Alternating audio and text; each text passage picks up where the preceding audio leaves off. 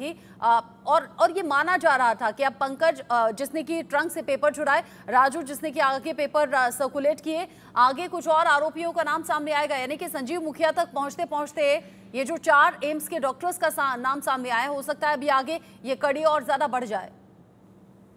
जी देखिए, इस पूरे मामले में अभी जिस तरीके से आज सुप्रीम कोर्ट में इस नीट यूजी स्कैम के जो पूरे मामले को लेकर सुप्रीम कोर्ट में सुनवाई है, उस पर सबकी नजर। वहीं दूसरी तरफ पटना के एम्स से ये जानकारी मिली है कि कुछ डॉक्टर्स को सीबीआई ने डिटेन किया, हिरासत में लिया है। साथ ही जिस तरीके से पंकज और इसका एक साथी राजू राजू पे भी यही एलिगेशन है कि इसने पंकज के साथ मिलकर इसने नीट के पेपर को तो ट्रंक से चोरी करने में उसकी मदद की थी, जो अभी तक इन्वेस्टिगेशन में सामने आया। लेकिन अब ऐसा सामने लग रहा है कि सीबीआई जो पूरी एक सीक्वेंस को जो है वो जोड़ने पे लगी हुई, कि पहले पूरा एक सीक्वेंस जुड़े। जो क्राइम, जो पेपर लीक जो मामला हुआ बिहार और झारखंड की अगर हम बात करें, क्योंकि दूसरे स्टेट की अगर हम बात करें तो गोधरा में सेंटर्स को लेकर हुआ है, वहां पे प्रॉक्सी कैंडिडेट बैठे थे, और यही राजस्थान में हुआ था।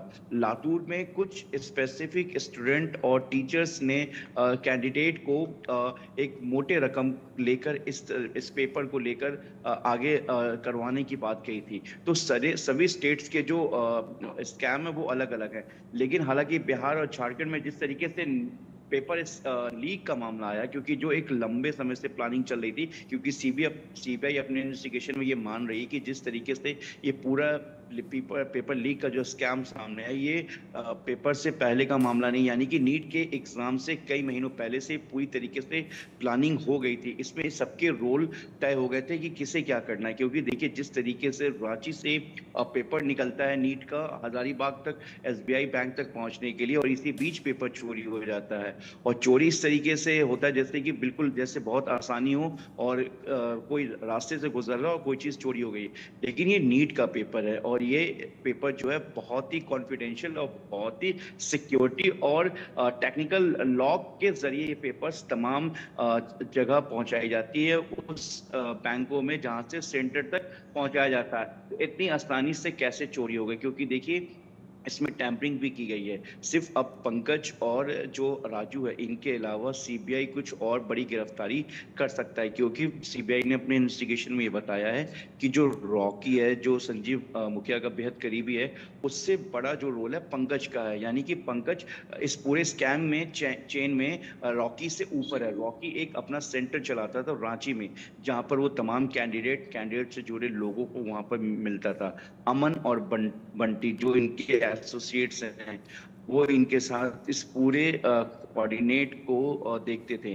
तो ऐसे में बंटी और अमन अब गिरफ्तार है, रॉकी गिरफ्तार है, संजीव मुखिया इस वक्त फरार है। संजीव मुखिया के कई लोकेशंस पर सीबीआई एक बार फिर से रेड कर चुकी है, और इसके अलावा सीबीआई ने कुछ ऐसे सेंटर पे भी रेड किया अभी हाल के दिनों में, जो सेंटर सॉल्वर गैंग से जुड़ा हुआ, मतलब वो लोकेशन जहाँ पे कुछ जैसे कोई रहता हो, या फिर कोई नीट की एग्जाम के वक्त सॉल्वर गैंग के लिए ऑर्गेनाइज किया गया हो, जहाँ से इस पूरे पेपर को सॉल्व किया हो। इसमें अब तक टोटल ओवरऑल मिलाकर सीबीआई ने 14 लोगों को गिरफ्तार किया है, जिसमें महाराष्ट्र और माफ कीजिएगा, जिसमें राजस्थान और जो है गुजरात, ये भी शामिल है।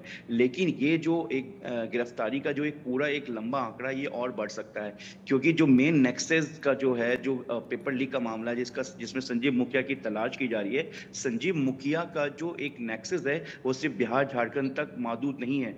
संजीव मुखिया मध्य प्रदेश, झारखंड के अलावा हाँ, राजस्थान, पंजाब, उड़ीसा और इसके अलावा छत्तीसगढ़, इसका नेक्सस पूरी तरीके से फैला हुआ है। जब बाकायदा सीबीआई कंपनी अब वो ये इसे जानने चला में रहा जुटी। था, 30 से ज्यादा लड़के उसने सैलरी पर रखे हुए थे, अभी तक आंखों में धूल झोंककर चकमा देकर यहाँ वहां छिपता फिर रहा है। 7 राज्यों तक अभी तक पेपर लीक के जो तार है वो जुड़ते हुए नजर आ रहे हैं। 40 से ज्यादा गिरफ्तारियां हो चुकी हैं। अब समझिए कि संजीव मुखिया जब अगली ही कड़ी लग रहा था, उससे पहले एक के बाद एक कई गिरफ्तारियां, पंकज, राजू और आज 4 डॉक्टर्स, ऐसे कई और इनपुट्स हैं जो कि अभी निकलकर सामने आ सकते हैं। जावेद हुसैन, रितेश मिश्रा, आयुष, आप तीनों का शुक्रिया अभी के लिए, ये सभी जानकारी